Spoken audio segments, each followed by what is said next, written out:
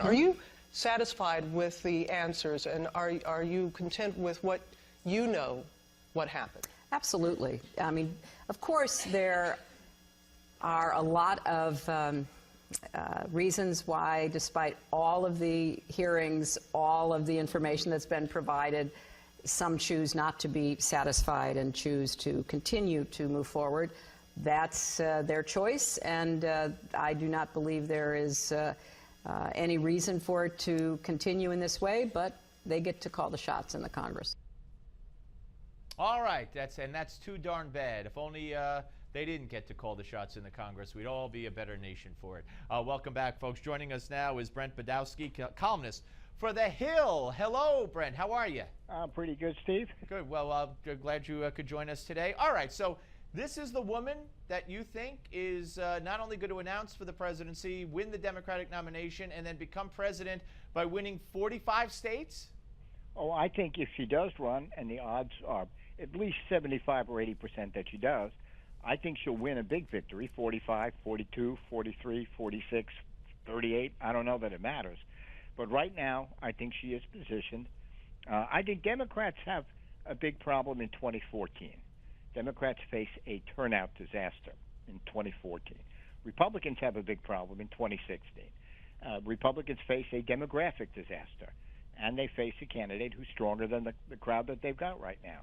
So, yeah, I think the more likely scenario, things could change tomorrow, but it won't be the Benghazi hearings, I'll tell you that much. That's not going to change a thing. Well, first of all, talk about why it won't change a thing. Because she's already accepted responsibility, admitted that mistakes were made, admitted that she was one of the people that made the mistakes. The grand total of effect that it's had in the polls after Republicans beating on this since September 11th of 2012 on her presidential prospects is zero. And that's not going to change. If I were Republicans, I could think of better issues to be raising against any Democrat, and including against her, but they don't want to raise those issues. But I don't think Benghazi is anything that people are going to vote about. I think the people that care about it are going to vote against her anyway. I don't think that Monica Lewinsky is anything that people are going to vote about. And I just don't think that Benghazi is going to matter. Her vulnerability, to the degree there is one, and there is, nobody's invulnerable, is that she looks like the past, that she looks like a greatest hits album. She looks like the past, you said? I think that is her vulnerability. Okay. If I were advising Republicans, okay, which is about as likely as the College of Cardinals inviting me to go to become the next pope, I would tell them not to worry about Benghazi, to waste the time, but to argue an agenda that is their version of the future, their version of change, the things that Republicans want, and then run against Hillary as champions of the future, not to run against Hillary as champions of Benghazi, as the old kind of attacks that didn't hurt the Clintons or Witt in the 1990s. I just think that the Republicans have an absence of candidates and an absence of issues at the presidential level. I would run against her if I were the Republicans by advocating a future. What I would not be doing is relitigating Benghazi, which has not touched her a penny, a point, or an inch in the almost 2 years the Republicans have been doing this. Well, yeah. Well, here's the deal. I agree. I don't think Lewinsky. That's just. I mean, I don't know why. That's silly. That's not an issue. And I don't want to confuse that with Benghazi. I think when it comes out, when she is forced to admit under oath or doesn't say anything under oath about why, as Secretary of State, she didn't send help and more security. Why, as Secretary of State, we were still there when the Red Cross even left and other embassies closed down.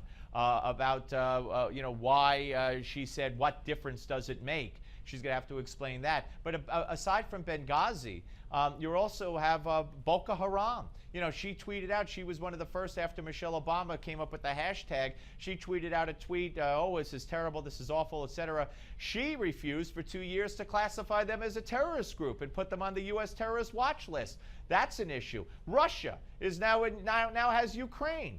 she pushed the reset button for Russia. She couldn't think of one single accomplishment she had as Secretary of State when asked. It's been called by one of my guests as the Ted Kennedy moment, when he was asked why he was running for president when he was running against Carter in the primaries. She had no answer. I think her whole tenure as Secretary of State, aside from the fact that she flew more miles than anybody else, is a disaster and will be judged as such and put out as such by the Republicans. Well, I think that what we need to have is a real debate today on what to do about Vladimir Putin. And except for John McCain, there aren't many heroes in this debate. Not Obama, not Hillary, not Republicans, not the British, not the Germans, not the Europeans. And that's the real issue that people need to discuss and debate.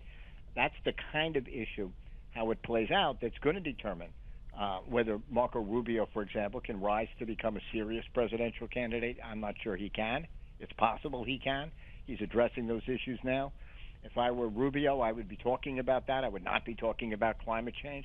But the fact is, everything you talk about Benghazi and these other issues, people have already factored that in. No, they don't know about Boko Haram yet. They don't know about Russia yet. And they're not going to blame Hillary Clinton. And Republicans have to get out of this habit. Really? She was Secretary of State, and she was asked to put them on the terrorist watch list, and she didn't. Why not? Steve, I'll tell you this. I'd like to see Republicans give John Kerry a standing ovation because he called him a terror act quickly. He did. Okay? And I'd like to see the Republicans that criticize Hillary give a standing ovation to John Kerry. On that issue, they might. Yeah. Otherwise, he's a disaster. But I don't see that. See, it's like they wake up in the morning and they say, well, how do we get Hillary today? Well, let me tell you something, Steve. We have a real problem. We meaning the United States. We meaning Europe. We meaning the West. We meaning democratic countries. We have a real big problem dealing with Vladimir Putin right now.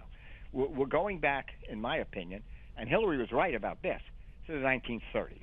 And what Putin is doing is what Hitler was doing in 1932, 33, 34, through Spain, and right into Poland. Okay, the response from the West. I criticize Obama. I criticize Republicans. I particularly criticize David Cameron in Britain and Merkel. The response from the West to Putin has been pathetic. Absolutely. And all of them. And what we ought to have, and I mean, I just praised John McCain. Well, you said that Obama should go to Kiev. I darn well did. I almost said something else there. I don't want to get either of us in trouble. Oh, I think Obama should go to Kiev. And what was in the piece I wrote in The Hill saying Obama should go to Kiev the same way JFK went to Berlin, the same way Putin went to Crimea. I sent that in a much stronger version of a private memo to three of the highest-ranking people in the administration.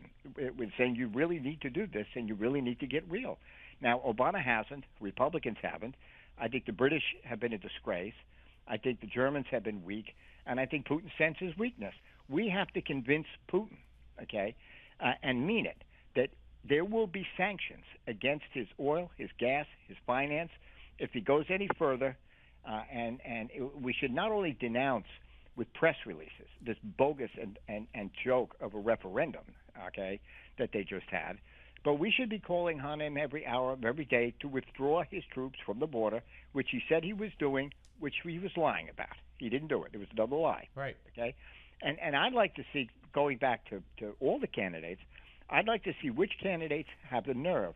And I'll praise anybody as I just praised John McCain here a few minutes ago, right now.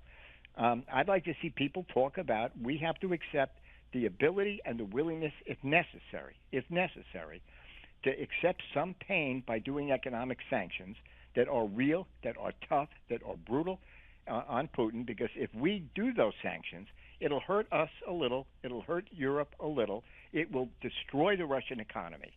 And bring a depression in the Russian economy. And if Vladimir Putin believes we will do that, okay, he won't go any further. Now he probably believes we won't. That's our problem. And I don't think there are many good guys in this, in either party right now. No, but here's the deal. I mean, I agree with everything you said. I really do, except maybe the last part. I agree with everything you said, except that Hillary I could pull out a video right now of Hillary giving that cockamamie, literally giving the reset button to the foreign minister of Russia. She was in on this whole Obama policy failure. She was the point person. She was also in on the disaster called the Arab Spring, where Christians are being killed all over the Middle East, and everything is broken down, and every country... Well, on the other hand, though, if you want to go there, I will tell you, this is no military secret. Hillary wanted to provide more military aid, as did General Petraeus, as did many in the military, to the Syrian rebels that are not Al-Qaeda, that are more democratic. Obama was the one with the White House staff that vetoed that. Hillary supported it. McCain supported it. General Petraeus supported it. John Kerry supported it. So they're all advocating it today, and we're still not doing that enough. And that is another mistake, and part of that mistake is what led to Putin thinking we were weak and doing what he did in Ukraine. Brent, so I'd just like to see us debating those issues and let the candidates, Hillary, Rubio, all of them, Brent, be judged. Great discussion, my friend. We'll have you back. I hope you'll come back soon. I got to go. Hard break. Great discussion. You be good. Thank you very much. Brent Budowski, ladies and gentlemen, at The Hill. We're coming back.